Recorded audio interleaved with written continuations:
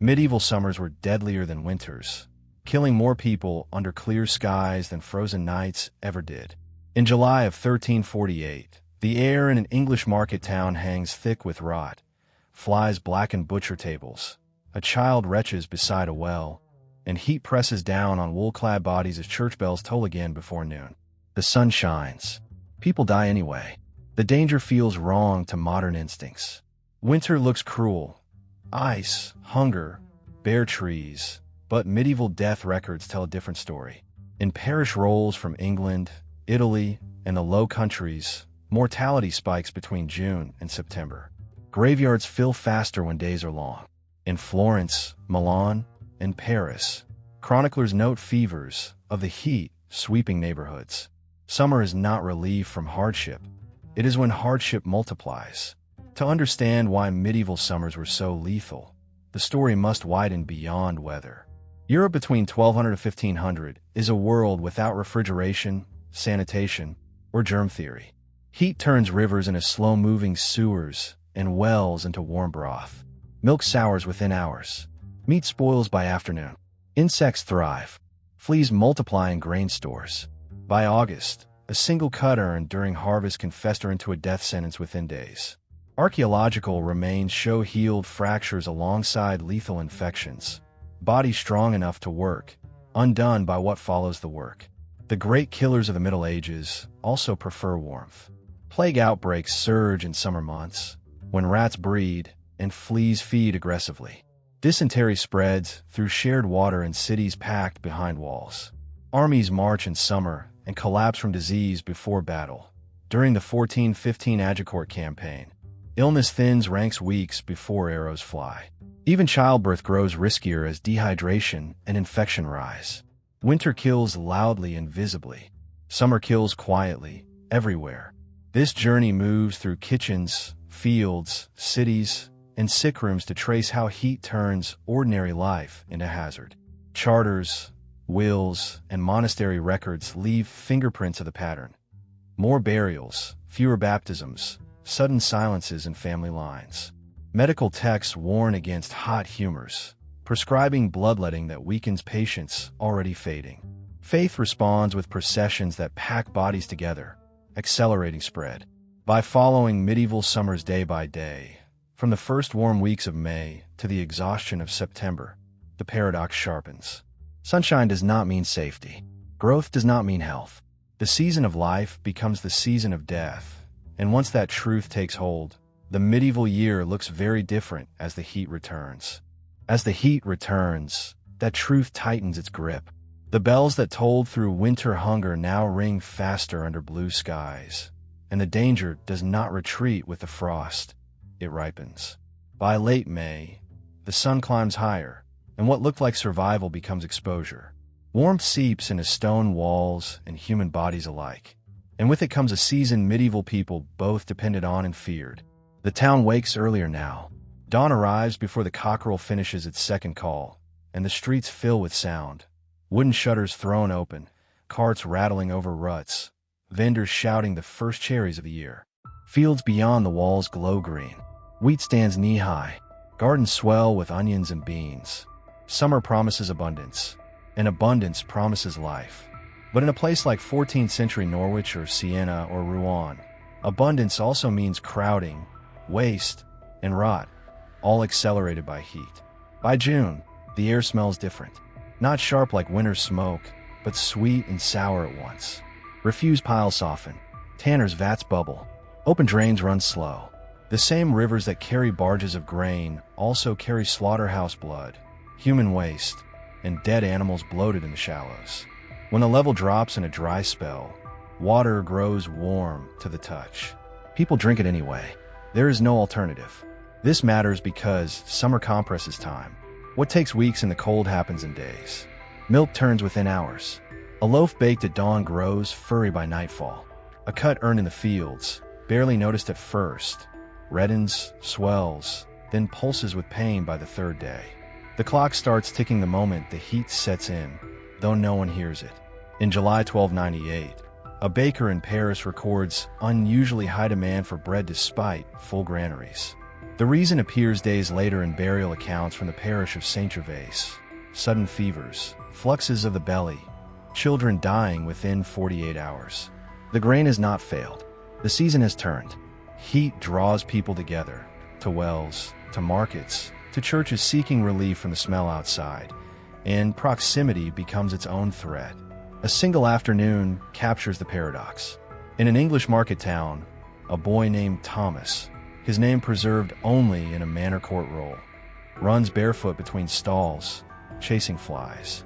He steals a plum, bruised but sweet, from a dropped basket. By evening he vomits. By morning he cannot stand. 2 days later his father pays a fine not for theft, but for burial outside the churchyard wall. Summer feeds Thomas. Summer takes him. The misconception lingers that medieval people feared winter most. Cold feels hostile. Snow kills crops. But summer brings choices with hidden costs. Work must be done now or not at all. Harvest cannot wait for cooler days. Fields demand bodies under the sun, and bodies sweat under layers of wool and linen designed for warmth, not ventilation. Dehydration dulls judgment.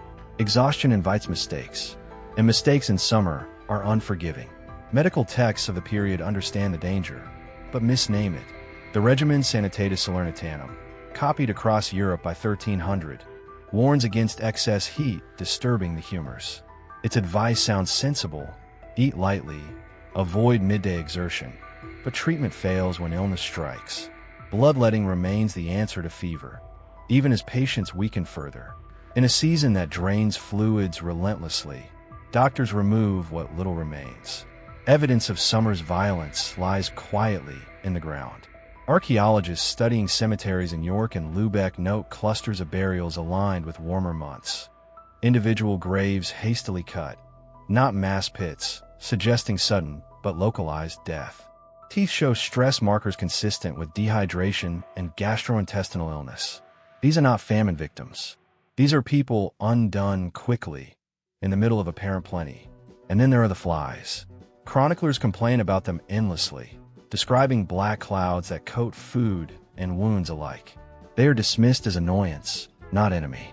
Yet flies lay eggs in exposed flesh, turning small injuries septic. They crawl from latrines to bread in seconds. Heat multiplies them, and with them, the invisible traffic of disease. Meanwhile, beyond the walls, the fields demand speed. Harvest begins earlier in hot years. In 1316, during an unusually warm summer following heavy rains, English manorial accounts show longer workdays and higher payments for reapers. Productivity rises. So do injuries. Sickles slip. Feet blister and split. Infection follows. Success carries a price no one tallies until winter. By August, the town feels tired. Wells run low. Water tastes metallic. Bells toll more often, but not dramatically. One here, another there. No single catastrophe announces itself. That is summer's cruelty. Death arrives dispersed, normalized, easy to overlook. It does not look like apocalypse. It looks like business as usual. What medieval people do not know, what they cannot know, is that warmth fuels their greatest killers. Fleas breed faster. Bacteria flourish. Pathogens move efficiently through shared spaces. The very season that sustains life sharpens the blade against it. By the time anyone senses a pattern, the season is already ending. Within weeks, the first autumn rains will wash streets cleaner and cool the air. Mortality will dip. Survivors will credit prayers, processions, or luck. But the cycle is set. When the sun climbs again next year, the same pressures will return, carrying consequences that stretch far beyond a single town. Because summer does not act alone, and what it awakens will soon move faster than the heat itself. When the sun climbs again, it brings more than warmth. The same heat that woke insects and spoiled water now settles into bodies, lingering long after dusk. Stones radiate it back into narrow streets. Walls trap it. Sleep thins.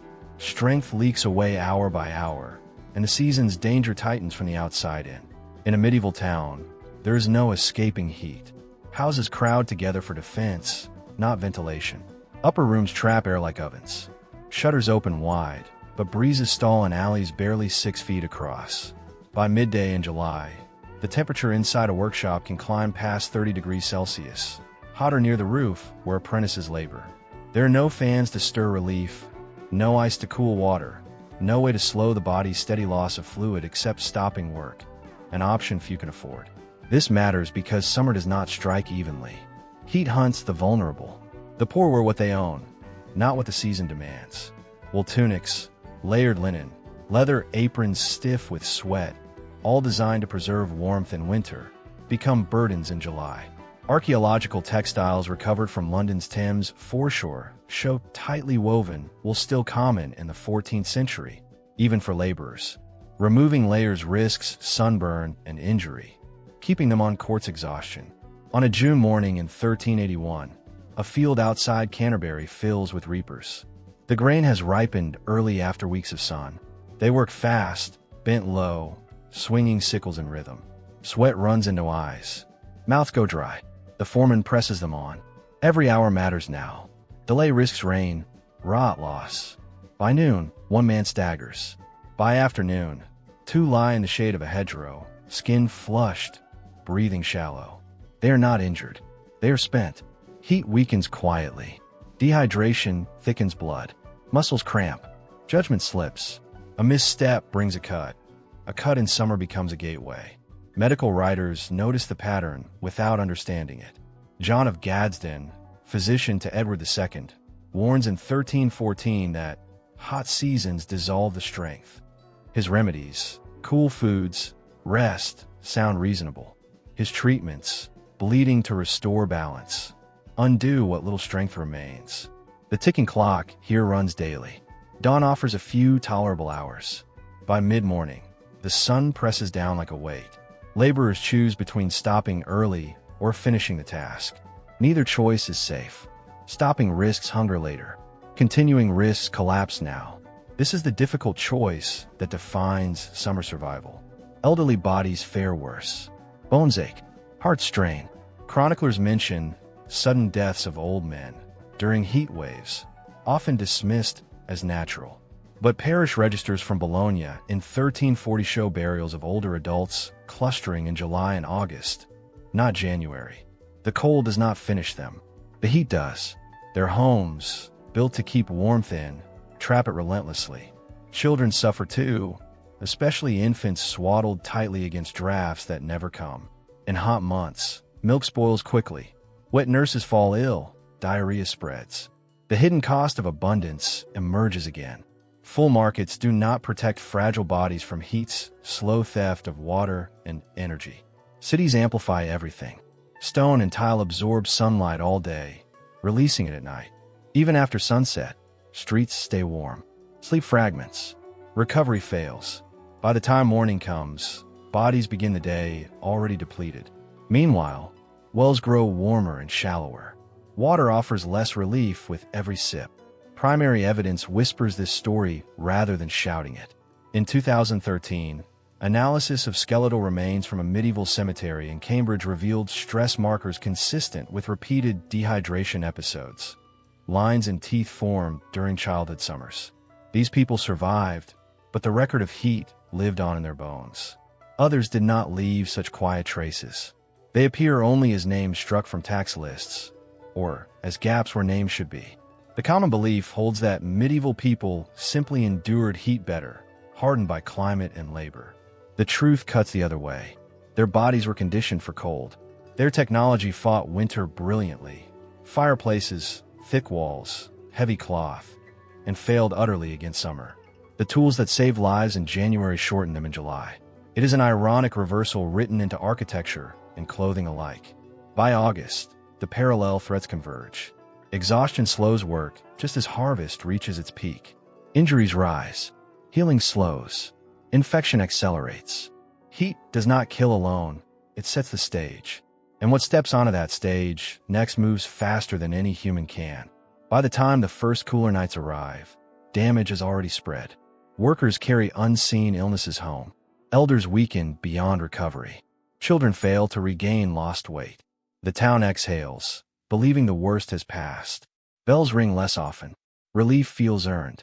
But the heat has done its work. Bodies stand thinner, defenses lower. Grain stores brim. Rats follow. Fleas thrive.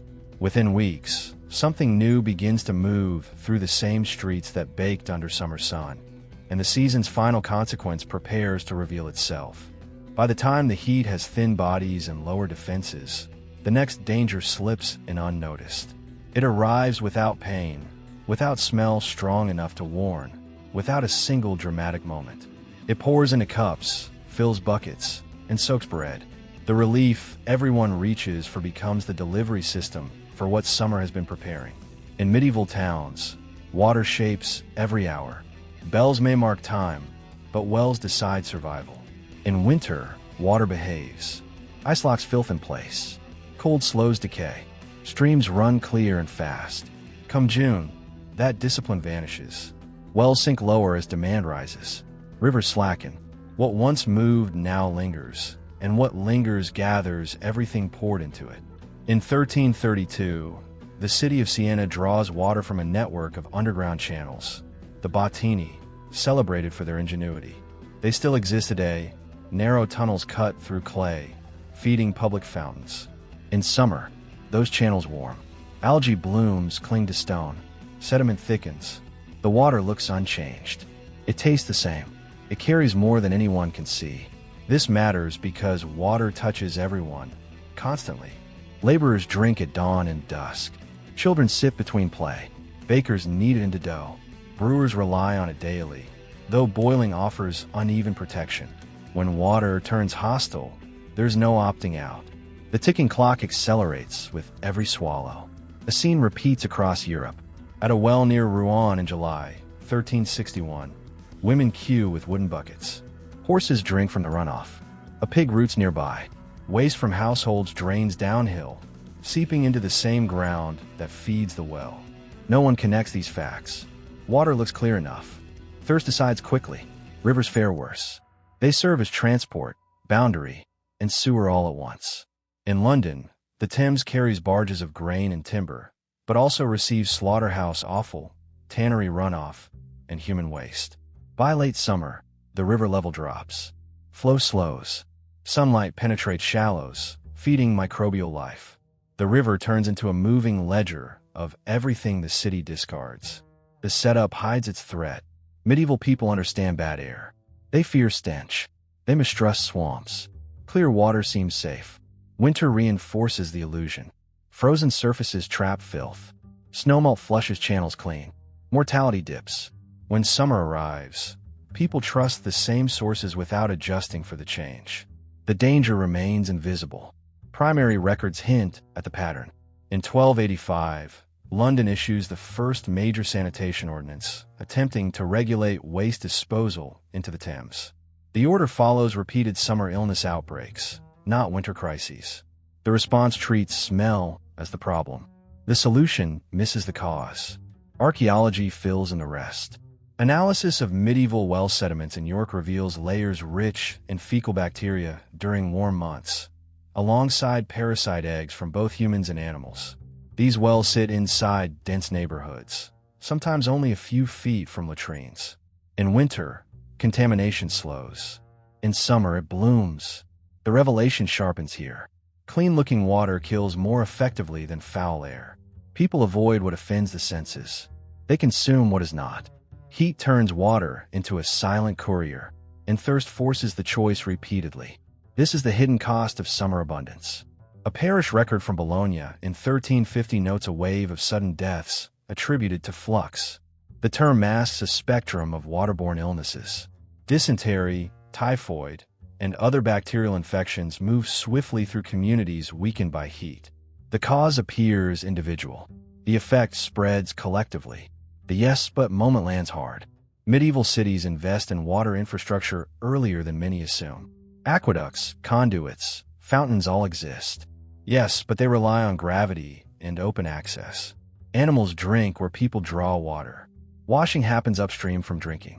In drought years, sources concentrate contamination rather than dilute it. Parallel threats converge again. Heat lowers river levels, just as populations swell for markets and harvest. Refugees arrive seeking work. Demand spikes. Wells strain. Within days, the same water source serves twice as many mouths. This means pathogens circulate faster, encountering bodies already depleted by dehydration. Winter offers a cruel kind of protection. Ice locks waste in place. People melt snow or draw from covered wells. Boiling becomes common for warmth. Come summer, boiling feels unnecessary. Fuel costs matter. Water goes straight from source to mouth. A case from Lübeck in 1427 illustrates the arc. After a dry summer, city council minutes record emergency cleaning of wells following a rise in illness. The action comes late. Burials already outpace baptisms. The council blames divine displeasure. The water remains in use. This is the ironic reversal. Winter's harshness enforces caution. Summer's generosity invites trust. The season that should nourish life becomes the most efficient distributor of disease. The consequences stretch beyond a single year. Repeated summer exposure weakens survivors.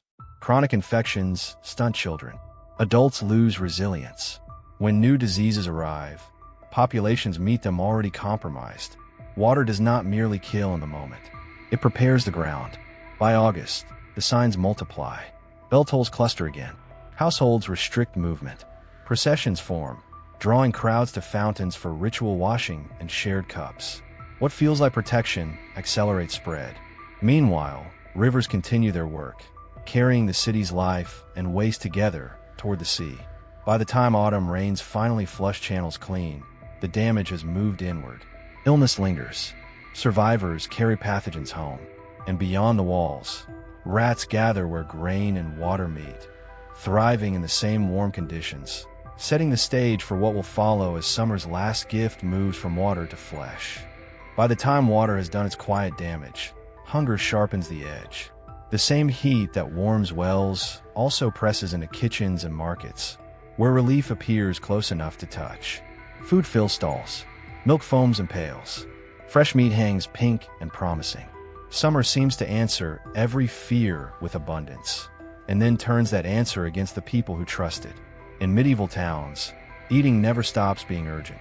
There are no sealed pantries, no ice houses for the poor, no way to slow decay once the sun climbs. Winter teaches patience through preservation. Salted beef, dried fish, hard bread.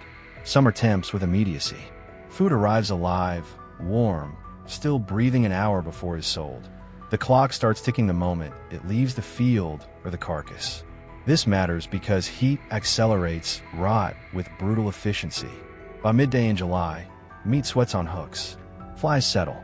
Milk curdles before evening prayers. Leftovers, thin pottage, yesterday's stew, turns sour overnight. For households living day to day, waste is impossible. Food that smells a little off still goes into mouths. Hunger decides quickly. In 1374, a market regulation in Paris orders butchers to sell slaughtered animals within the same day during summer months. The rule follows outbreaks of sudden illness traced to meat consumed after nightfall. Enforcement proves uneven. By dawn, yesterday's beef still hangs, rinsed with river water and sold cheaper. The poor line up first. A scene unfolds again and again. In a cramped London kitchen, a woman named Agnes, known only through a coroner's roll, schemes foam from a pot. The stew contains scraps, cabbage, barley, a sliver of pork saved from Sunday. The smell gives pause. Children wait. Fuel costs matter. She boils it again and serves it hot. Within hours, the youngest begins to cramp. By morning, two lie still. The mini mystery hides in plain sight. How can a season of fresh food produce hunger and death at the same time? The answer lies not in scarcity, but in speed. Summer shortens the safe window between harvest and harm. What nourishes at dawn can poison by dusk. Foodborne illness sweeps quietly. Chroniclers lump symptoms together: vomiting, flux, fever, without naming causes. Archaeological residues from medieval latrines in Bristol reveal high levels of pathogenic bacteria during warm months, matching burial spikes. These people are not starving. They're being fed badly. Milk proves especially treacherous. Drawn warm from animals already stressed by heat, it turns quickly. Cheese-making offers protection only when done correctly and swiftly. A delay of hours invites contamination. In hot summers, even fresh cheese sours before sale. Children, the elderly, and the sick drink milk most often. and pay first. Then there is bread, the safest seeming staple. Grain harvested damp or stored warm invites a different danger. Rye infected with ergot fungus looks ordinary until ground. Baked into bread, it carries toxins that constrict blood vessels and assault the nervous system. Limbs burn. Hallucinations follow. In severe cases, fingers blacken and die. Ergot outbreaks peak in warm, wet summers. In 994, along the Rhine Valley, chroniclers describe holy fire consuming thousands. By the 13th century, similar episodes recur on smaller scales. Parish records note clusters of strange symptoms following bread consumption. The cause remains invisible. The remedy, prayer, pilgrimage, offers no protection. The revelation lands with a bitter twist. Summer food feels safer than winter fare. It looks alive, tastes brighter, promises strength. Yes, but it carries risks winter preservation avoids. Salt kills microbes. Snow dries flesh. Hard bread lasts. Freshness, without control, becomes a liability. The difficult choice returns daily. Eat now and risk sickness, or wait and risk hunger. For laborers burning thousands of calories under the sun, waiting is not an option. Energy deficits weaken immune responses. A mild illness becomes lethal. The hidden cost of summer abundance emerges again. Evidence accumulates across regions. In 1317, after a sequence of warm months, English manor accounts record increased purchases of pepper and vinegar, attempts to mask spoilage. Medical texts advise sour flavors to counter heat. The advice treats symptoms, not causes. Vinegar hides taste, not toxins. Parallel threats converge in markets. Animals slaughtered close to towns bring intestinal bacteria into crowded spaces. Flies move from carcass to bread in seconds. Butchers rinse knives in communal water. Everything touches everything else. Heat keeps doors open, windows wide, inviting insects and dust inside. The misconception persists that medieval people ate monotonous, durable diets. In truth, summer diets diversify, and that diversity multiplies risk. Fresh fruits ferment, greens wilt, fish spoils fastest of all. In coastal towns, catch is sold hours after landing, still kill by nightfall. By late August, the pattern hardens. Illness clusters in households, then streets. Bells ring for burials that do not look like famine deaths. Bodies show no wasting. They collapse suddenly. The season does not announce itself as hunger. It disguises itself as nourishment. Long-term consequences follow. Survivors learn caution, but habits are hard to change. Children grow wary of certain foods without knowing why. Communities associate illness with divine displeasure or bad air, not yesterday's meal. The same mistakes repeat when the heat returns. By the time autumn cools kitchens and slows rot, damage has spread inward again.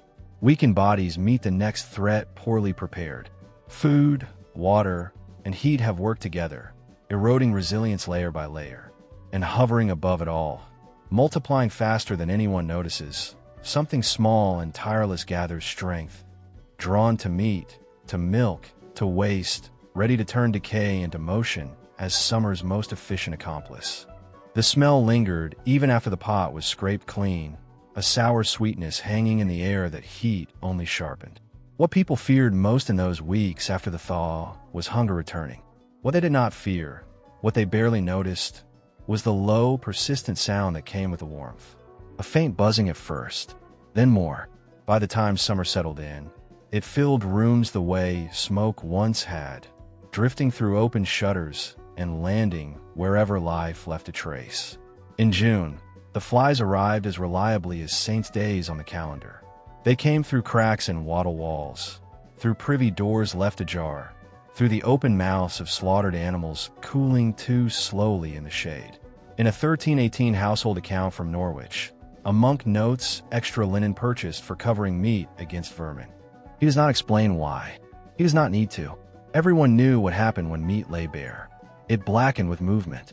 The danger did not announce itself as danger. Flies were annoyances, not omens. Children waved them away from bread crusts. Housewives brushed them from milk bowls with sprigs of thyme.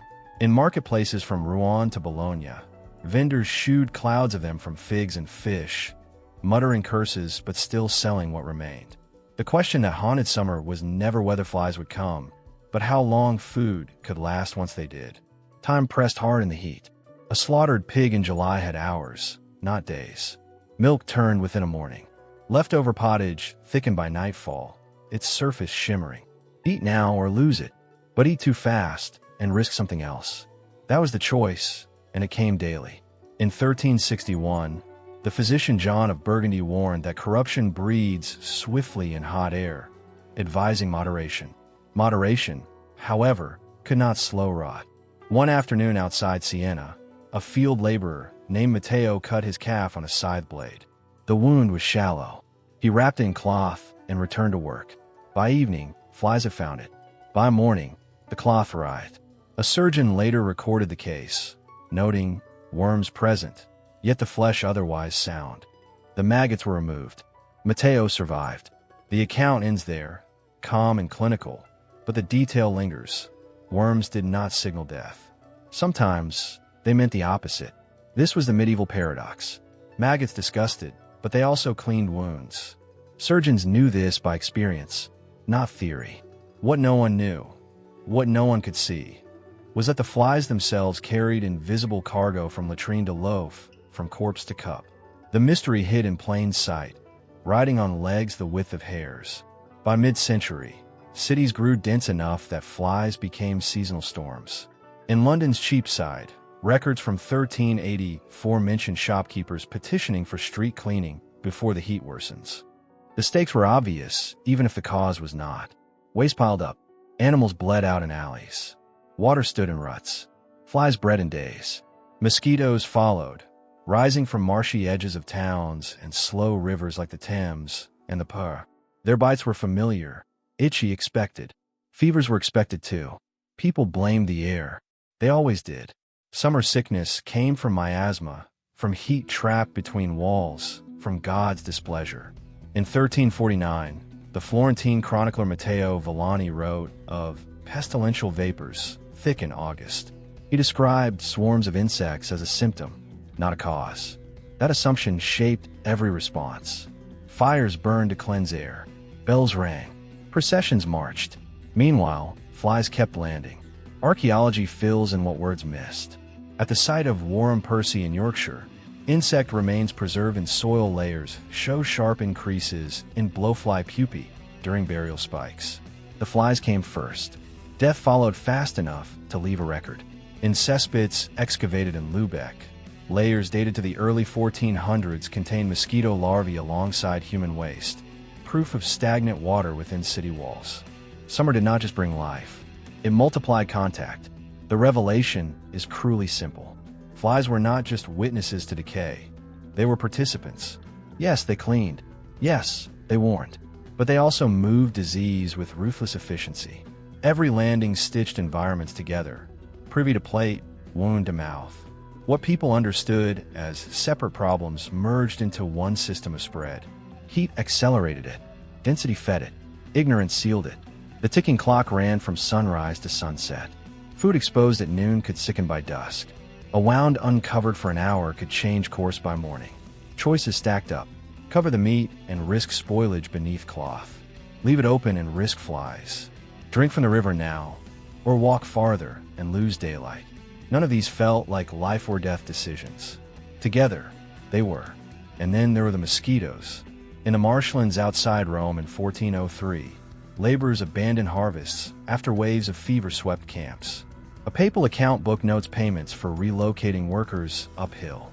The solution worked, but only partly. Fevers returned each summer. People knew place mattered. They did not know why. The hidden cost of summer abundance revealed itself slowly. Fields yielded grain. Markets filled. Yet sickness climbed with supply. Success bred exposure. The more food moved, the more hands touched it. The more bodies gathered, the more insects fed. What looked like recovery after famine carried its own price. By September, flies thinned. Nights cooled.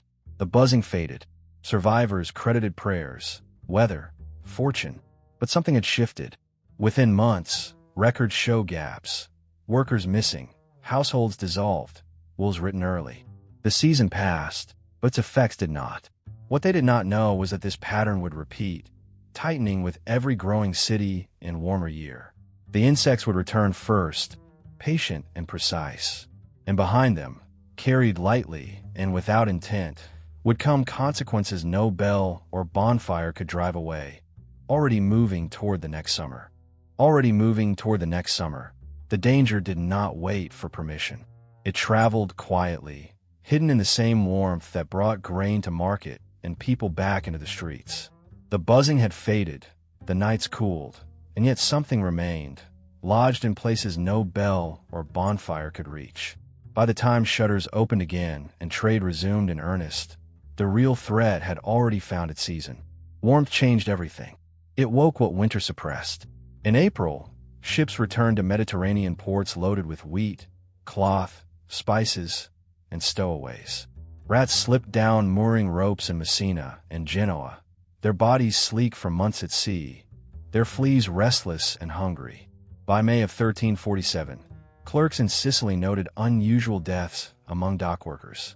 By June, the pattern sharpened. By July, it exploded. Plague did not arrive as a single blow. It gathered momentum like a summer storm. In Marseille, chronicler Gabriel de Musy described grain sacks alive with fleas, unloaded in the heat, dockhands brushing at their legs as they worked.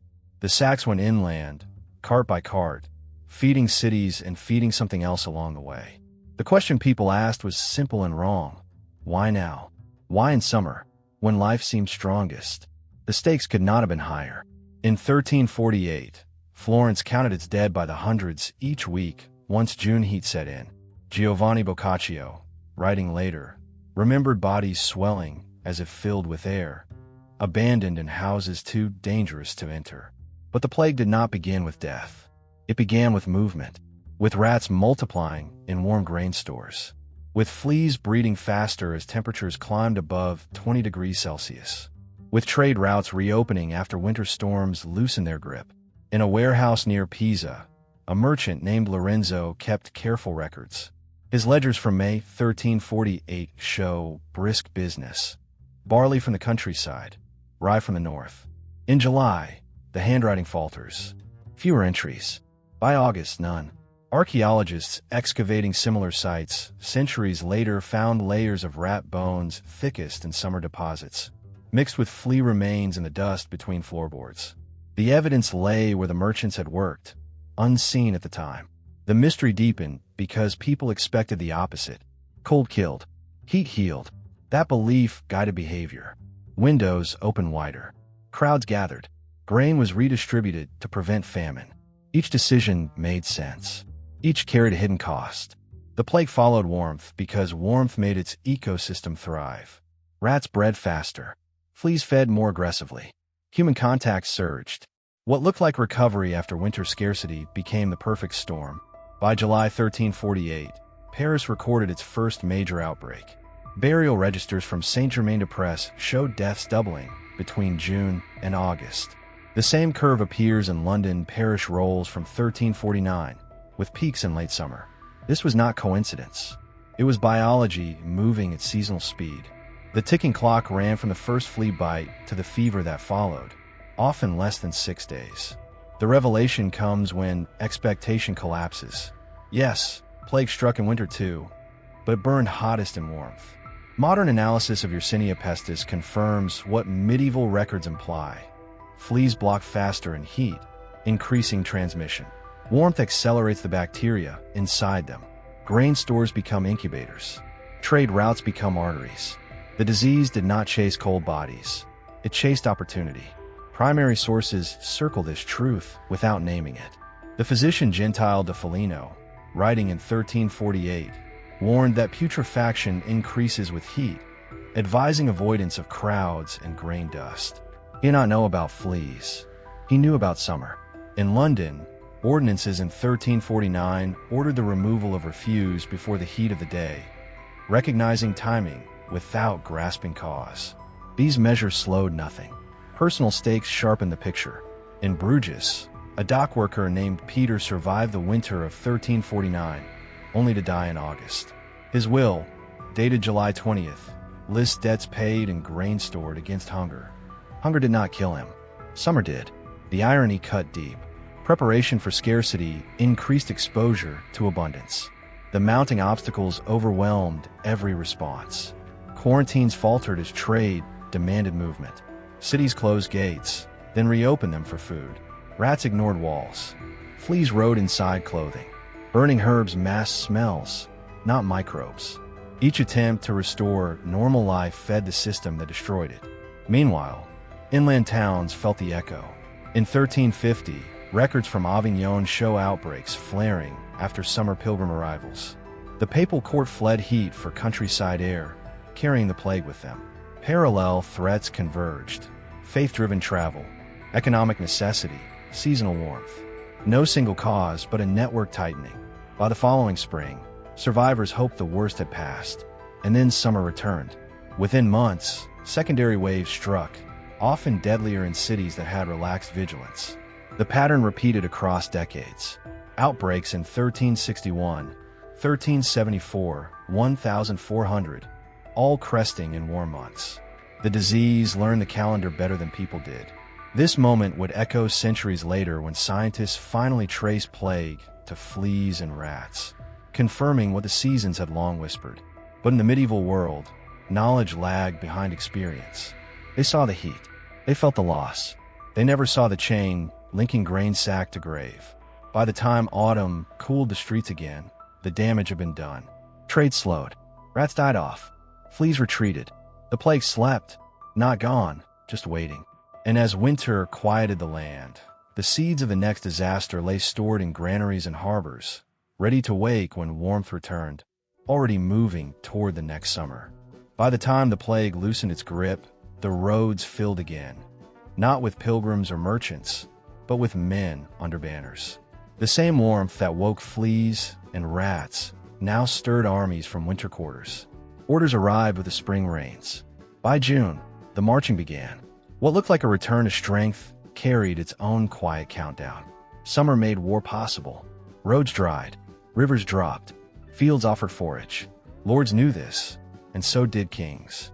Campaign seasons opened like shutters, and thousands moved at once, boots drumming, carts creaking, iron ringing softly in the heat. But the real threat wasn't the enemy waiting beyond the next ridge. It traveled inside the camps, in the water barrels and cook pots, in the latrines dug too shallow, in bodies pushed past endurance. In July 1415, Henry V's army crossed into Normandy with roughly 12,000 men. Chroniclers praised the discipline, the supply trains, the confidence. Within weeks, outside Harfla, sickness spread faster than arrows. Dysentery tore through the camp. Men collapsed on the march, weak from dehydration, their armor suddenly a burden. By the time the army left Harfla in September, fewer than 6,000 remained fit to fight. The Battle of Agincourt would make legends. The summer before it nearly destroyed the army without a fight. The stakes were enormous because war concentrated everything that summer made dangerous. Thousands of bodies in close quarters. Water sources shared by men and animals. Food cooked once, eaten hours later under a hot sun. A single contaminated stream could cripple a campaign. A delayed march could mean missing the window before harvest ended and supplies vanished. The clock ticked with every hot day. A scene repeats across centuries. In 1187, near the Horns of Atene, Crusader forces marched under July sun toward water they never reached. Thirst weakened them before battle began. Muslim chroniclers described heat shimmering off shields like fire from glass. The fighting mattered, but the heat decided the field. Exhaustion turned formations brittle. Disease finished what sword started. The mystery for contemporaries lay in the numbers. Why did so many die without wounds? Muster rolls tell the story obliquely. English record from the 100 Years' War show armies, shrinking by a third over summer campaigns. Losses attributed to flux and fever. Archaeological digs at medieval encampments, like the 14th century site near Toten, reveal latrine pits dangerously close to wells, a perfect recipe for contamination. Soldiers blamed bad air. They cursed the sun. They did not see the microbes multiplying in warmth. Commanders faced impossible choices. March fast and risk collapse from heat. Camp longer and risk sickness. Move toward water and expose flanks. Stay put and watch supplies rot. Every decision carried a hidden cost. Victory demanded speed. Survival demanded caution. Summer allowed neither. The revelation comes when the familiar story of battle flips. Yes, combat killed. But no, it wasn't the main killer. Analysis of medieval military deaths suggests disease accounted for up to 70% of losses in prolonged campaigns. In 1528, during the French siege of Naples, more than half the besieging army died, not from cannon fire, but from dysentery and malaria as summer deepened. The city held. The army melted away. Primary sources confirm the pattern. The Surgeon John of Ardern warned in the 14th century that camps bred illness when corruption increases with heat. He advised boiling water when possible, a practice rarely followed at scale. In Spain, military ordinances from 1496 ordered camps to move every few days lest the ground become foul. They recognized the danger without grasping its cause. The irony sharpened in success. An army that captured a town gained shelter and stores, but also crowded streets, stagnant ditches, and new sources of infection. Holding ground in summer could be deadlier than taking it. At Calais in 1347, the English garrison suffered repeated summer sickness outbreaks, forcing constant rotation. Control came at a price paid in bodies. Personal stakes ground the numbers. A letter from a Burgundian pikeman in 1476 mentions comrades struck down without a blow, begging to be left behind as the column moved on. No burial, no rites, just heat, flies, and the road. Families at home would hear only that their sons never returned. Meanwhile, parallel threats converged. Heat exhaustion slowed marches. Dysentery weakened ranks. Local populations, stripped of food, resisted foraging parties, sparking skirmishes that further spread illness. Summer warfare multiplied problems instead of resolving them. Each obstacle fed the next. By the time autumn arrived, survivors mistook relief for safety. Campaigns paused. Men dispersed, carrying diseases back to towns and villages. What had begun as a military operation ended as a civilian health crisis. The consequences rippled outward, blurring the line between battlefield and home. This pattern would echo into the early modern world and beyond. Even in the 18th century, armies dreaded summer quarters. The calendar of war remained chained to the sun, despite the cost. Leaders planned around heat because they had no alternative. Winter starved armies. Summer poisoned them. The choice never improved. Within months, the banners came down. Camps emptied. The land exhaled. But the lesson remained unlearned. Warmth enabled movement, and movement invited death. As the next spring approached, orders would be written again, boots repaired, routes marked. And somewhere, unseen, the same dangers waited. Already awake, already multiplying, ready to march alongside the soldiers into another summer. As the armies dispersed and the roads emptied, the burden of survival shifted back to the fields. The same heat that thinned the ranks of soldiers now pressed down on villages, demanding labor without mercy. Summer did not loosen its grip, it changed hands. What marched home in banners returned as scythes, sickles, and bare arms raised against the sun. By late June, the calendar ruled everything. Grain waited for no one. If wheat stood too long, storms flattened it. If it fell early, rot followed. Harvest compressed weeks of work into days, and every hour mattered. Church bells rang before dawn.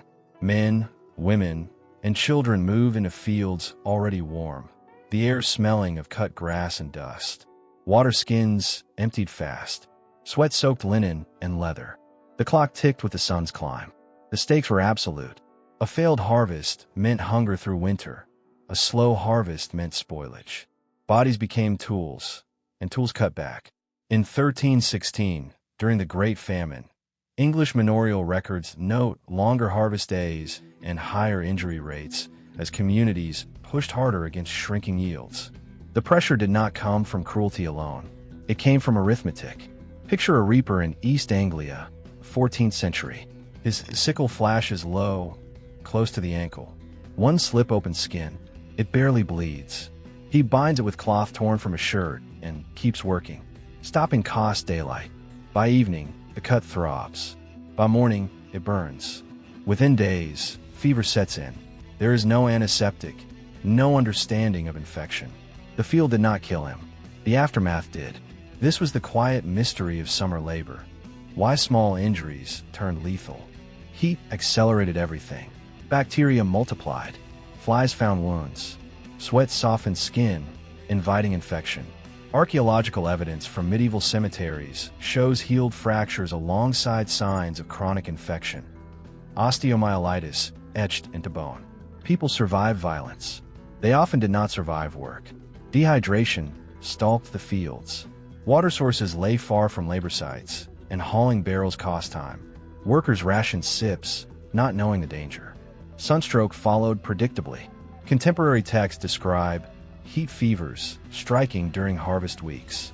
In 1188, the physician Hildegard of Bingen warned against prolonged labor under burning skies, noting collapse and delirium. Advice changed little. The work continued. The difficult choice repeated daily. Rest and risk the crop. Push on and risk the body. There was no good option. Lords demanded quotas. Weather threatened ruin. The human cost stayed invisible until it wasn't. Parish death records spike in August across medieval Europe, a pattern long attributed to disease alone. Labor played its part.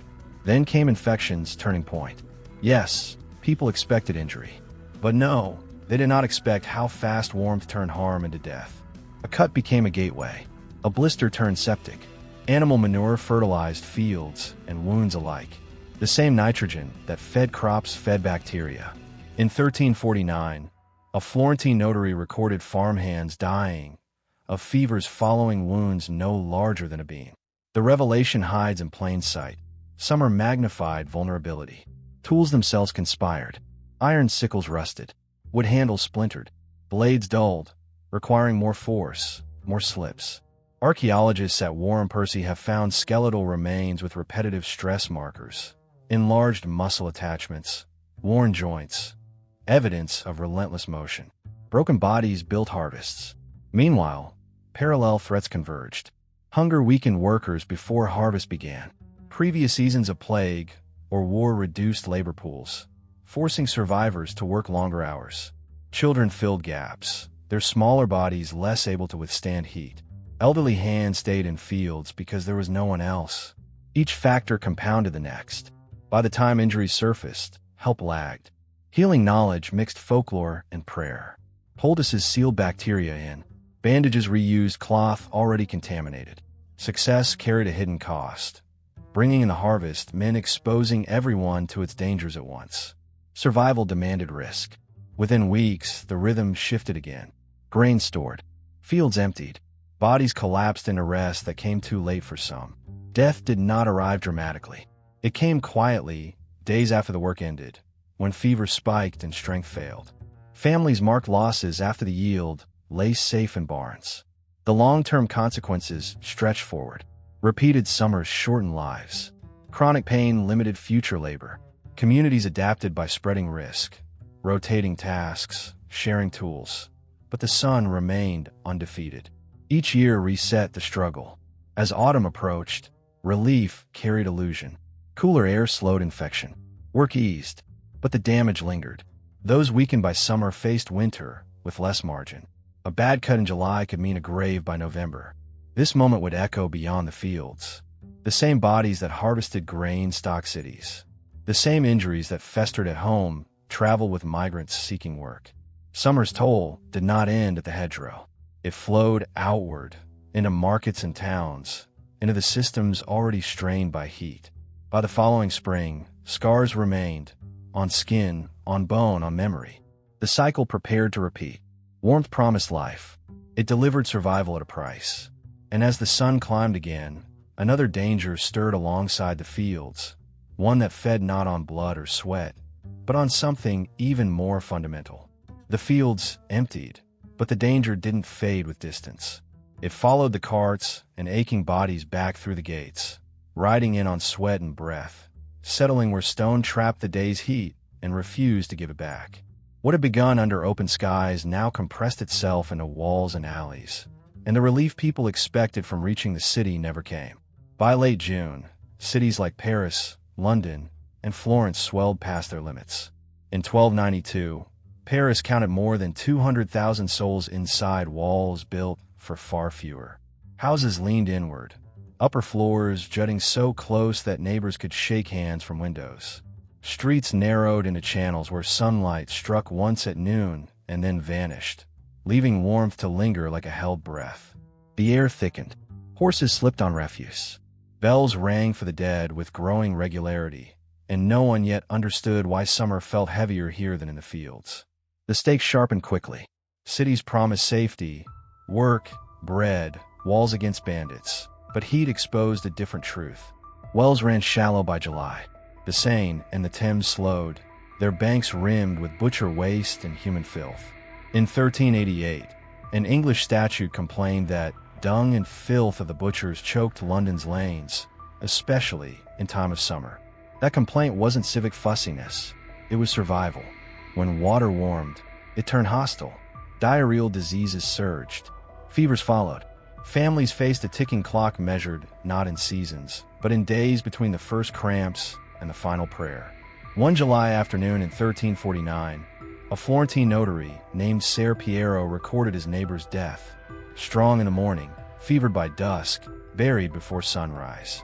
The heat pressed down as church doors opened and closed in quick succession. Children cried. Flies gathered in black clouds around waste pits dug behind taverns. The mystery haunted the living. Why did the city kill faster when the sun shone brightest? Part of the answer lay in design. Medieval cities functioned like ovens built for defense, not health. Stone absorbed heat all day and radiated it through the night. Archaeological studies of medieval York show interior temperatures several degrees higher than outside walls during heat waves. Ad bodies packed into a room, and fires for cooking, brewing, tanning. The result felt like breathing through wet wool. People opened windows, yes, but that invited the street inside. Smells, insects, disease. The misconception comes easily. Cold kills, heat comforts. Medieval records contradict it. Parish burial rolls from Bologna show mortality peaks in August during the 1300s, not January. Physicians blamed corrupted air. They weren't wrong, just incomplete. In summer, organic waste fermented. Fleas thrived. Lice multiplied. Rats nested in grain stores stacked against living quarters. What people couldn't see mattered most. And then there were the pits. Every city had them. Cesspits beneath houses, open latrines behind inns. In heat, they bloomed. Excavations on London's poultry site reveal cesspits emptied irregularly, sometimes only once a year. In July, the contents warmed and seeped into nearby wells. The choice confronted residents daily: drink and risk sickness, or don't drink and risk collapse. There were no good options. The revelation came slowly, written in patterns rather than proclamations. Yes, cities concentrated opportunity, but they also concentrated contagion. A heat wave in 1361 didn't just make people uncomfortable, it synchronized multiple threats. Dehydration weakened bodies already strained by labor. Warm water spread dysentery. Crowded rooms accelerated respiratory infections. When one factor might have been survivable, together they overwhelmed. This wasn't one killer. It was a convergence. Primary sources whisper the truth. Giovanni Villani noted in his Florentine Chronicle that summer fevers took the young and strong, a reversal of expectation. Skeletal evidence supports him. Analysis of remains from medieval Lubeck shows stress markers and rapid onset infections peaking in warm months. Success, urban growth, trade, density hit a cost paid seasonally. The irony cut deep. Cities grew because they worked. Trade routes met there. Guilds offered protection. Yet those same successes intensified summer death. More people meant more waste. More animals meant more flies. More walls meant less airflow. By 1400, London's population hovered near 80,000, and ordinances attempted to push tanners and slaughterhouses downstream. Enforcement lagged behind heat. Meanwhile, the poor lived closest to the filth, their personal stakes measured in children lost and wages vanished. Time accelerated. Within weeks of a hot spell, burial pits filled. Gravediggers rushed. Bells rang at odd hours to keep pace. Meanwhile, processions gathered crowds to pray for relief, unintentionally tightening the knot. The unknown threat moved invisibly through sweat and water. People blamed stars, sins, strangers. Few blamed the street itself. By August, the city felt exhausted. Bakers rose before dawn to beat the heat. Midday silence settled as shutters closed. Then, suddenly rain. It promised cleansing, but delivered runoff, washing waste into wells. The relief carried a hidden cost. What happened next didn't wait for winter.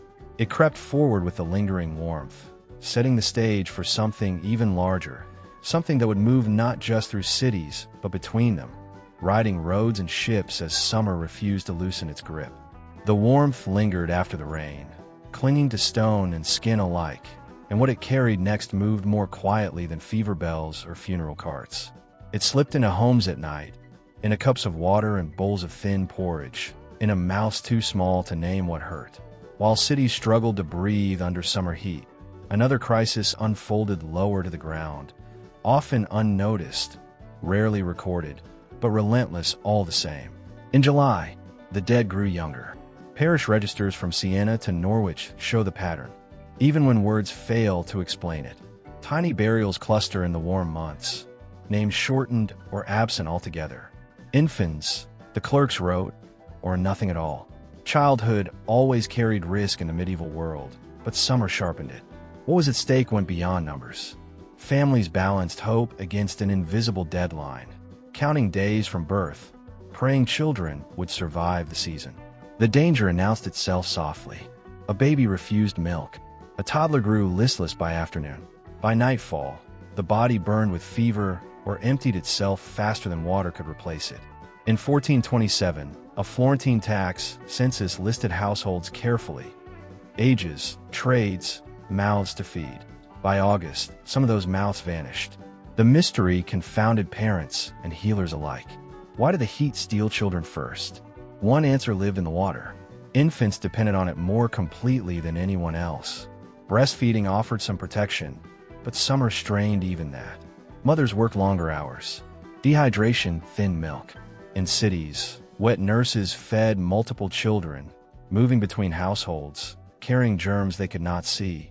When milk spoiled in the heat, it turned dangerous within hours. A clay jug left in a warm room became a ticking clock. A scene repeats across Europe. In London, 1374, a mother dips a cup into a well near the Fleet Ditch. It smells faintly sweet, wrong but familiar. She hesitates, then pours. The child drinks. 2 days later, the child weakens. 3 days later, the priest comes. This wasn't neglect. It was choice without safe alternatives. The misconception endures that medieval parents accepted child death as routine. Letters and wills tell a different story. In 1308, the merchant Francesco d'Attoni wrote anxiously about his infant ward during a hot spell, begging for updates, remedies, prayers. The grief was real. The cause remained unclear. The revelation emerges when fragments align. Yes, childhood diseases existed year-round, but summer multiplied them. Heat accelerated bacterial growth. Flies carried pathogens from waste pits to food. Small bodies lost fluids faster. What adults might survive as summer complaint killed infants in days. Archaeological evidence from medieval cemeteries in Warham, Percy, shows enamel hypoplasia and rapid death markers peaking among children buried between June and September. The season left fingerprints on bones. Medical texts noticed, but misunderstood. Hildegard of Bingen warned that children suffered when the air grows thick and corrupt. Treatments followed humoral logic: cooling herbs, bloodletting, fasting. Yes, but these cures often weakened the very patients who needed strength. A fevered child denied fluids faced a mounting obstacle no prayer could overcome. Parallel threats converged. Weaning often happened in summer, when food supplies shifted and mothers needed children less dependent. But introducing thin gruels mixed with unsafe water increased exposure precisely when bodies were least prepared. Success, children growing, families surviving winter, hit a cost paid under summer sun. The clock ticked fastest for newborns. Demographers studying 14th century Milan estimate infant mortality spiking by as much as 30% in August compared to February. The deaths rarely made chronicles. They didn't change borders or crowns. They changed kitchens and cradles. The silence in records speaks to scale, too common to note. too painful to elaborate. Meanwhile, epidemics exploited this vulnerability. During the plague waves of 1348 and 1361, adults noticed rats and swellings. Children often died first from dehydration and secondary infections, before plague signs appeared. Families didn't yet know that saving the child required isolation, boiling water, rest, tools centuries away. The irony cut again. Summer symbolized growth. Children learned to walk, to speak, to help. Yet the same season thinned their ranks. By the time autumn arrived, some households counted survivors, not births. Within months, communities adjusted in small ways. Wells were blessed. Processions marched. Midwives shared tips quietly. None stopped the pattern. What parents didn't know was that the deadliest force wasn't fate or sin, but the ordinary heat of daily life, interacting with fragile bodies in unforgiving ways. As summer waned, another truth took shape. The loss of children reshaped populations, labor, memory itself. And as the years passed, those losses would echo forward, altering how societies understood disease, seasons, and survival. Just as a new wave of danger gathered strength beyond the city walls, waiting for the heat to return, the losses did not end with the burial. They lingered in the choices made afterward, in the remedies applied with care and confidence, and in the quiet certainty that the body itself had betrayed its balance. The same fear that drove parents to wells and prayers now drove them to physicians, men trained in ancient texts who believed they understood why summer killed and how to stop it. Heat, they said, loosened the body. It thinned the blood, inflamed the humors, opened dangerous pathways inside the flesh. That belief shaped everything that followed. In July of 1321, in Montpellier, a medical student copied Galen's words by candlelight, learning that health depended on equilibrium among four fluids: blood, phlegm, yellow bile, black bile. Summer, associated with heat and dryness, threatened to tip the scale. The cure seemed obvious. Remove what overflowed. The stakes were immediate. A feverish child, a laborer collapsing in the fields, a merchant weakened by diarrhea after days of heat. Someone had to act, and quickly. Time pressed hardest in summer, when illness moved fast and patience felt dangerous. The unknown threat wasn't the disease alone, but the body's invisible imbalance, growing by the hour. A scene unfolds in Paris, 1403. A barber surgeon sharpens his lancet. The room smells of sweat and vinegar. Outside, the stones radiate heat even at dusk. The patient, a young woman with a burning fever, extends her arm. The cut comes clean. Blood flows dark, then brighter, collected in a shallow bowl marked with lines. 8 ounces, 12, 16. Enough, the surgeon decides. The clock has been beaten, or so he believes. This practice wasn't cruelty. It was logic. Bloodletting had pedigree. Hippocrates advised it. Avicenna refined it. University curricula reinforced it. The mini mystery lay here. If physicians acted according to the best knowledge available, why did so many patients worsen after treatment? The complication arrived quietly. The woman's fever breaks, briefly. Relief spreads. Yes, but by morning, she cannot stand. Her pulse thins. Dehydration, already severe, deepens. Within days, infection claims ground. The remedy has removed not poison, but resilience. Manuscripts from the period reveal confidence shading into doubt.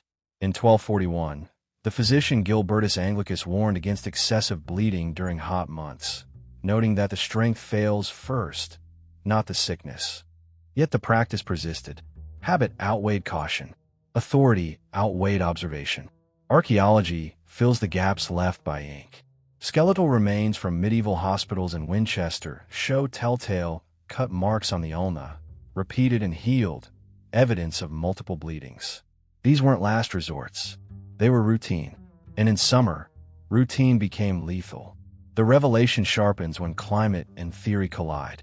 Yes, heat can worsen illness. But no, removing fluids does not restore balance when the true danger is dehydration and infection. The humoral model misidentified cause and effect. Summer didn't flood bodies with excess blood. It drained them.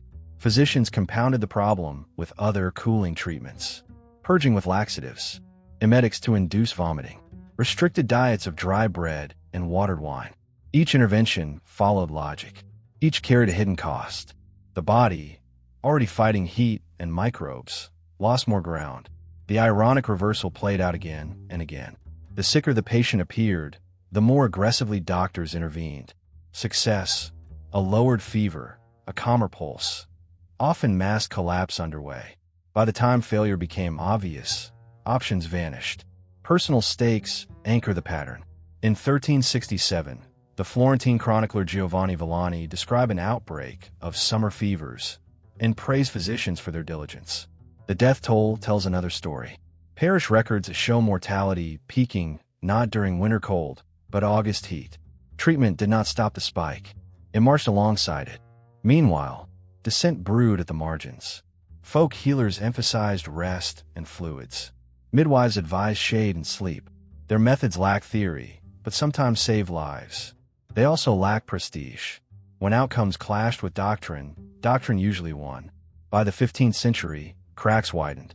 Observers noticed that soldiers bled on campaign died faster than those left alone. In 1486, the surgeon Heinrich von Pfaallspaint quietly reduced bloodletting during heat waves, noting improved survival. His notes circulated slowly. Change lagged behind evidence. The difficult choice haunted practitioners. Do nothing and risk blame for inaction, or act decisively with tools sanctioned by centuries. In summer, hesitation felt fatal. Action felt virtuous. The parallel threat, disease accelerating while treatment weakened defenses, remained unseen. Long-term consequences rippled outward. Trust in medicine wavered. Families hedged bets between prayer, physician, and folk remedy. Medical education doubled down on theory, even as results faltered. The season itself became suspect. Summer wasn't just dangerous, it was deceptive. By the time cooler air returned, survivors credited intervention. The dead offered no testimony. Patterns repeated the following year and the next. Within decades, the cycle embedded itself in cultural memory. Summer illness demanded swift, draining cures. What physicians didn't yet know was that a revolution in understanding, one that would redefine disease itself, required new tools, new metaphors, and a willingness to doubt ancient certainty. And as the heat built again, another force prepared to exploit those limits, spreading not through imbalance, but through contact, movement, and breath, waiting for crowded roads and warmer days to begin its work. The heat that confounded physicians did not stop at the skin. It settled into fields, forests, and thatched roofs, turning uncertainty into something far more combustible. What healers blamed on imbalance often began far from the sickbed, in cracked earth and windless afternoons, where the land itself started to fail. That same summer air, thick and unmoving, pressed down on harvests already stretched thin. Rain did not come when it should. Wells sank lower each week. Streams shrank into strings of stagnant pools. By June, the clock was already ticking. Crops needed water now, not later, and there would be no second chance before autumn. What people did not yet see was how quickly environmental stress could turn into mass death. In 1306, chroniclers in northern France recorded an unsettling stillness. Wheat stood shorter than usual. Leaves curled inward, sharp as blades. Farmers walked their fields at dawn, crushing dry soil between their fingers, listening for thunder that never arrived. By July, livestock weakened. Milk yields fell. Bread grew darker, stretched with peas and bark. The mystery sharpened. Illness spread, even where plague did not. Why were people dying without contagion? Fire provided one answer. Medieval towns burned often, but drought transformed accidents into infernos. In August 1212, London erupted after a spark caught in Southwark. The Thames ran low, its banks muddy and useless. Buckets passed hand to hand, emptied too fast. Wind carried embers across roofs, baked brittle by weeks of sun. Entire parishes vanished overnight. Survivors fled smoke, only to find wells fouled and food stores gone. These disasters carried hidden costs. Fire didn't just kill by flame. It destroyed grain reserves, tools, seed stock. A family might survive the blaze and starve months later. Success, escaping alive, masked a delayed sentence. The same pattern unfolded in the countryside. Drought meant hunger, but also vulnerability. Malnutrition weakened immune systems already strained by summer disease. A child who might survive diarrhea in a good year did not survive it in a dry one. Parallel threats converged: heat, hunger, illness, displacement. Evidence survives in layers. Archaeologists studying pollen records from Lake Constance show sharp drops in cereal pollen during extreme summers like 1258, the year following a massive volcanic eruption that disrupted climate. Tree rings across Europe narrow in those years, silent witnesses to stress. Chronicles describe red suns and dry fogs. The environment faltered first. People followed. The revelation deepens when timing aligns. Yes, drought reduced food, but no, death did not wait for winter famine. It surged in summer itself. Heat waves killed directly. Elderly bodies failed under sustained temperatures. Laborers collapsed in fields. Fires suffocated entire neighborhoods. The season traditionally associated with abundance became the most dangerous stretch of the year. In 1371, the English monk Henry Knighton wrote of a burning summer when many fell suddenly in the streets. No mention of plague, no mention of war, just heat. Modern climatologists estimate temperatures several degrees above average during documented medieval heat extremes. Without shade, without hydration, without warning systems, cities became traps. The difficult choices multiplied. Farmers debated harvesting early, sacrificing yield to save something, or waiting and risking total loss. Town councils rationed water, knowing some would go without. Priests ordered processions for rain, drawing crowds into already overheated streets. Each decision carried risk. None guaranteed relief. The ironic reversal struck again. Summer fires often followed successful years of building. Prosperity meant denser towns, more timber, more roofs touching roofs. Growth created vulnerability. When drought came, success fed catastrophe. Long-term consequences radiated outward. Crop failures drove migration. Refugees crowded cities, already straining under heat. Prices spiked. Social tension flared. In 1315, after consecutive bad summers, Europe tipped into the Great Famine.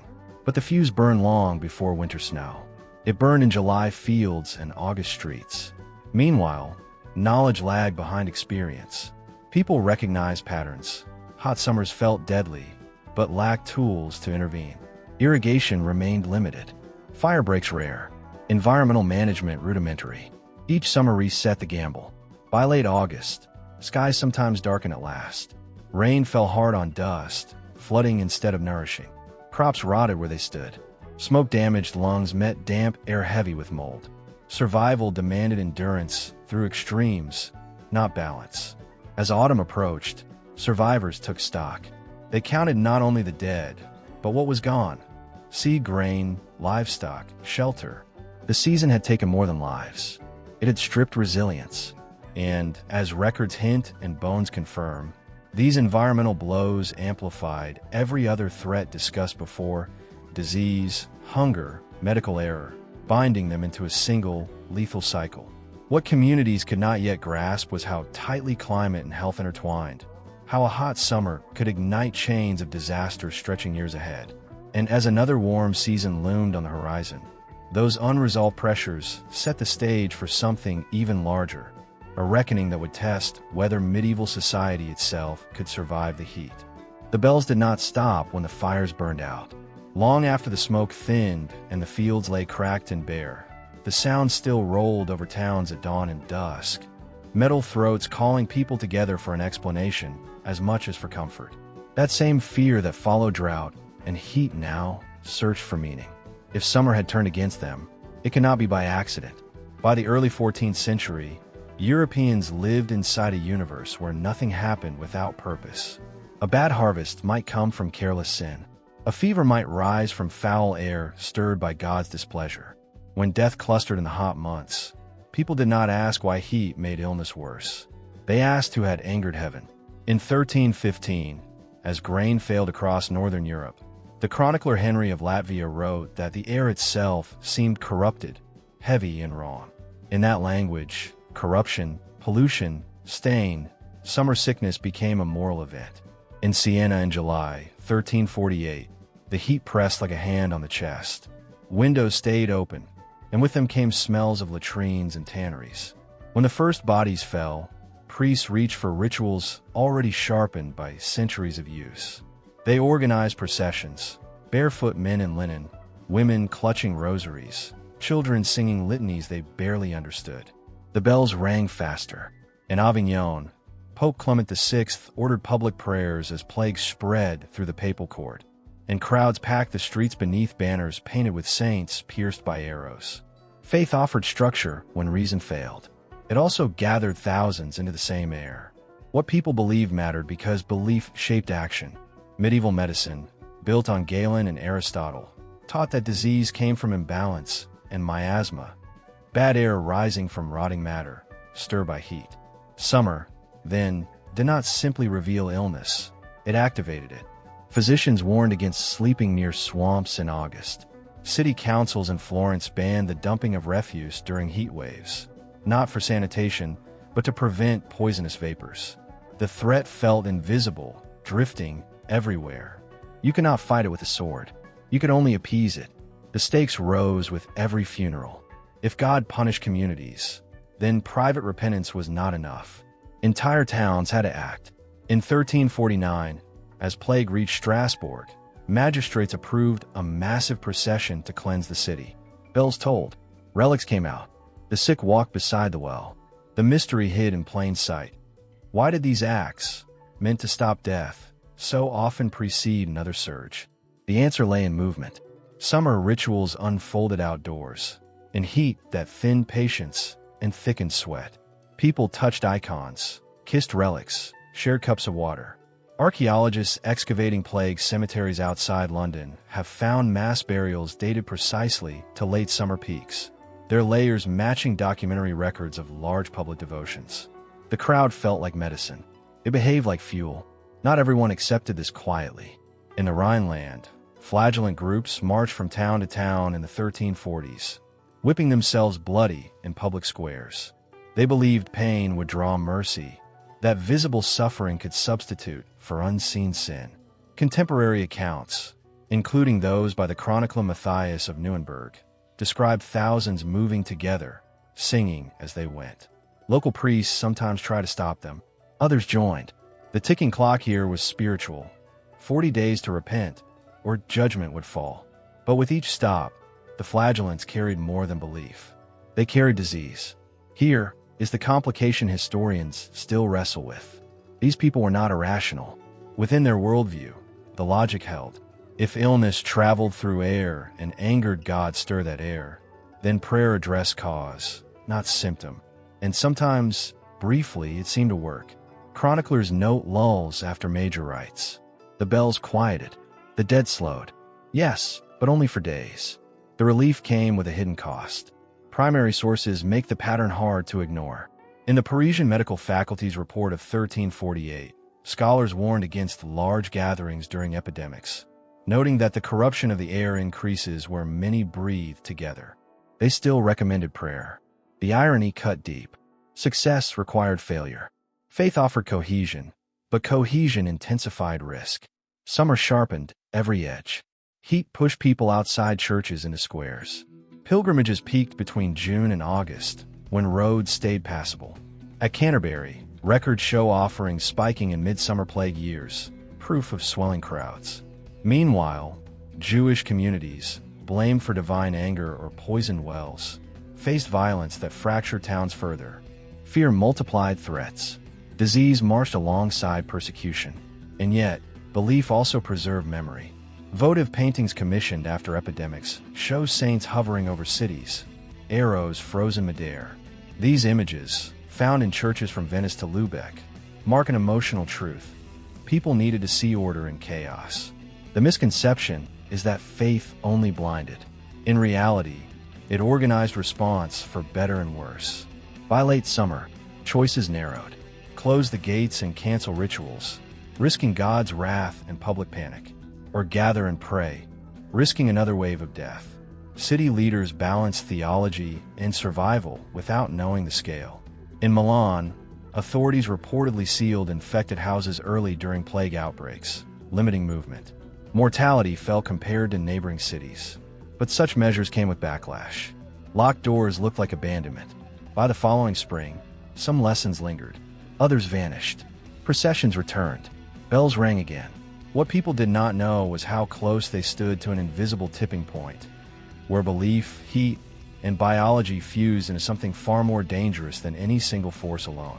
Within months, new outbreaks would follow old paths, carried not just by rats or fleas, but by habits no one could imagine giving up. As the season turned once more towards summer, the bells that rang through summer did not fall silent in winter. They only changed their tone. Fear followed the seasons, but it dressed differently. When frost came, death finally looked the way people expected it to look. Snow makes suffering visible. Hunger wears a face in winter. Blue lips, hollow cheeks, breath hanging in the air like a warning. In January of 1322, the Thames froze hard enough for markets to form on the ice, and Londoners recorded deaths from cold and won in blunt, unforgettable terms. Chroniclers lingered on these scenes. Winter felt honest, cruel, but legible. And so, when people remembered death, they remembered cold. But what felt obvious was not what proved true. Across medieval Europe, parish records quietly told a different story. In places where burials were logged month by month, Norwich, Bologna, Lubeck, the numbers climbed not in December, but in July and August. The same fear that drove winter charity now missed its real target. The question hung unspoken. If winter killed so dramatically, why did graveyards fill faster under summer skies? The illusion begins with visibility. Winter hardship unfolded in public. Fields lay bare, roads emptied, smoke thinned as fuel ran out. In the winter of 1438, the Burgundian chronicler Georges Chastelain described villagers cutting bark from trees and boiling it for food. Such acts left marks on landscapes, on memory. Summer death left fewer traces. People worked until they collapsed. Fevers took them indoors. Children died quietly after days of thirst. The sun kept shining. Consider York in 1392. A short winter followed a tolerable harvest, and the city survived with grim efficiency. But the summer that came next brought weeks of heat and stagnant air. Records from St. Margaret's Parish show burials doubling between June and August. No famine declaration, no frozen river, just a steady accumulation of loss. This mattered because perception shaped response. Cities prepared for winter. They rarely braced for summer. The stakes went beyond misunderstanding. If leaders misjudged when danger peaked, they misallocated help. Grain reserves opened in February, not July. Extra alms came when snow fell, not when wells warmed. The ticking clock ran backward. One scene captures the contradiction. In the summer of 1349, a baker named Thomas at Welly appears in London court rolls, not for crime, but for absence. He missed 3 days of work during a heat wave. Weeks later, his widow paid the fine. Thomas did not freeze. He did not starve. He sickened during the busiest season of the year, when bread sold fastest and bodies pressed closest together. His death left no spectacle. It barely left a record. Winter deaths also clustered, but they did so differently.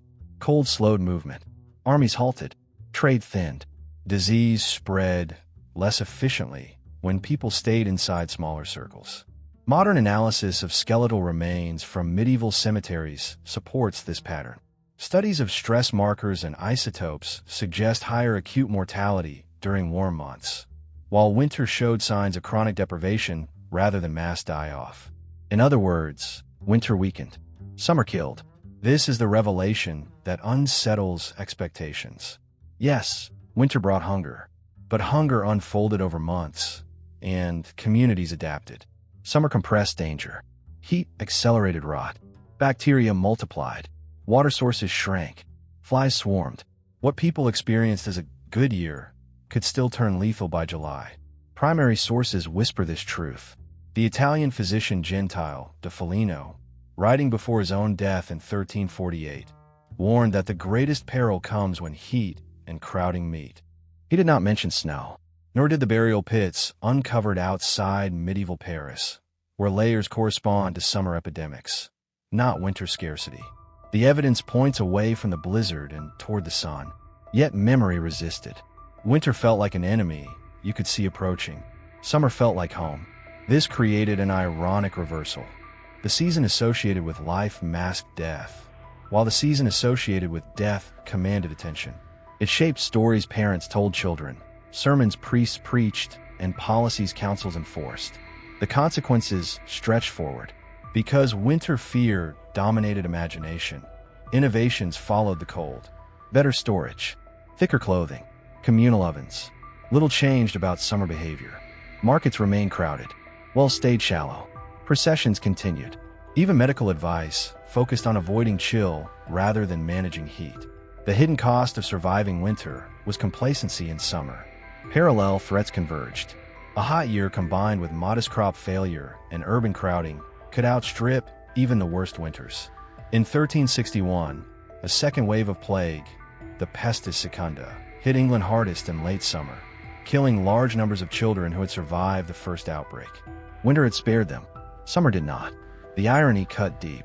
And still, when chroniclers wrote retrospectives, they framed catastrophe in icy terms. Snow became metaphor. Cold stood in for cruelty. It made sense emotionally. Cold hurts immediately. Heat deceives. It lulls. Like a river that looks shallow until you step in, summer danger hid its depth. By the 15th century, some cities began to notice patterns without fully understanding them. Milan's relative success during plagues owed less to winter planning than a strict control of movement year-round. Where motion slowed, death slowed. Season mattered, but behavior mattered more. This insight hovered just out of reach.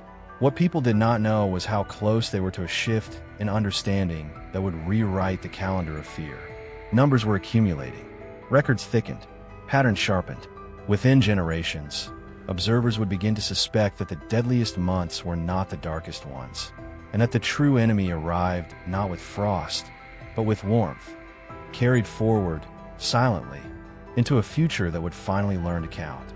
What people did not know was how completely the calendar had betrayed them. As records thickened and patterns sharpened, the truth pressed closer.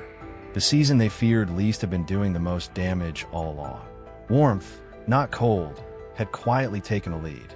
By the late 14th century, the evidence lay scattered across Europe in ink and bone. Parish ledgers from Siena, kept meticulously after 1370, showed burial spikes that rose like heat haze in June and peaked before harvest. In Bruges, grain prices stabilized in winter, yet mortality surged months later. The same fear that once waited for frost now drifted through sunlit streets, unrecognized. The stakes of this misunderstanding reached beyond memory. It shaped how societies protected themselves and how they failed. Summer mattered because it compressed danger into weeks. Heat pushed bodies to their limits. Wells dropped. Food spoiled faster.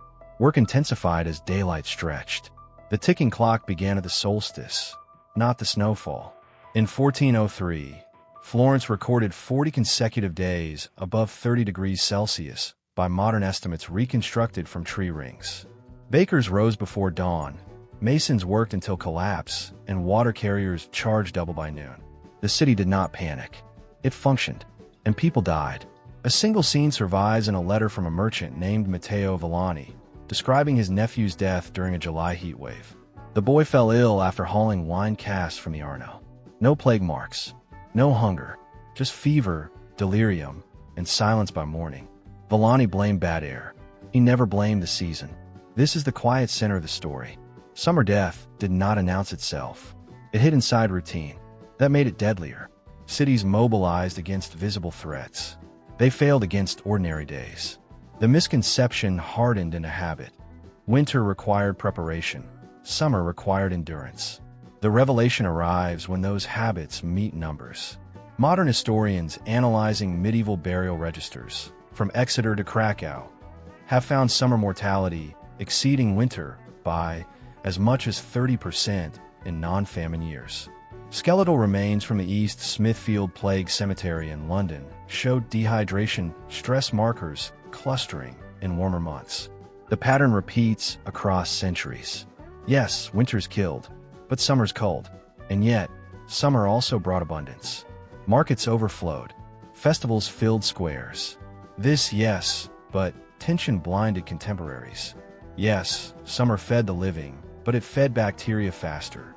Warmth acted like a bellows on disease.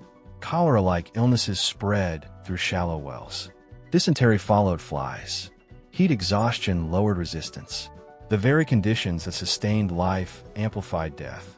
The cause and effect chain tightened. Crowding for trade increased contact. Spoiled food weakened guts. Heat stressed hearts. Then disease arrived, riding pathways already cleared. The unknown threat lay not in invasion or famine, but in synergy. No single factor killed most people. Summer aligned them. Primary sources circle this realization without naming it. The English physician John of Gadsden advised cooling diets and rest during the perilous months, meaning June through August. He warned against exertion and heat. His advice reads like a whisper of epidemiology centuries early. Archaeology confirms the cost of ignoring it. Mass graves associated with the 1361 outbreak show a younger demographic, struck down in warm months when activity peaked. The ironic reversal deepens when the story turns forward. Over time, the season of death would change places, not because summer softened, but because humans intervened. The long-term consequence of medieval suffering lay not in better winters, but in transformed summers. By the 19th century, cities began to sever the chains that once made heat lethal. London's sewer reforms after 1858, the Great Stink Year, carried waste away from water sources. Pasteur's work in the 1860s revealed microbes thriving in warmth, reframing heat from comfort to risk. Refrigeration, spreading after 1870, slowed rot. Iceboxes entered kitchens. Milk stopped killing children in July. The hidden cost of this success arrived quietly. As summer danger receded, winter hardship regained prominence in memory again. But this time with less accuracy. Modern mortality curves flipped.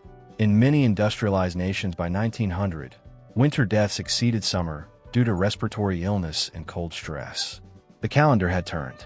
People assumed it had always been this way. What happened next would change how history remembered the Middle Ages. The Silent Reaper lost its silence. Scholars reread records. Climate historians matched tree rings to burial spikes. Medical anthropologists traced ritual to risk. The mounting obstacles of interpretation fell away. Summer emerged not as backdrop, but as antagonist. Yet the medieval world never knew it had an enemy disguised as mercy. Farmers prayed for sun. Cities celebrated warmth. Even as bells rang more often in August, meaning slipped through fingers like sweat. The difficult choice, whether to stop gathering, to slow work, to change habit, never fully presented itself. No authority commanded it. No doctrine explained it. The personal stakes echo in small stories. A weaver in Ghent collapsing at her loom. A child in Avignon drinking from a green cistern. A pilgrim in Compostela fainting during a procession. None froze. None starved. They lived in the wrong season. By the time sanitation, medicine, and refrigeration rewrote the rules, the past had already been misremembered. Winter kept its reputation. Summer kept its innocence. This meant that when heat returned as a threat, through urban crowding, climate shifts, or infrastructure failure, it arrived wearing a familiar mask. The medieval lesson does not end in archives. It moves forward with us. The hinge tightens here, where old patterns meet modern assumptions. Warmth once killed quietly, until humans learned how to blunt its edge. The knowledge came late, at immense cost. And as seasons continue to shift, the silence that once hid the dead waits patiently, ready to speak again.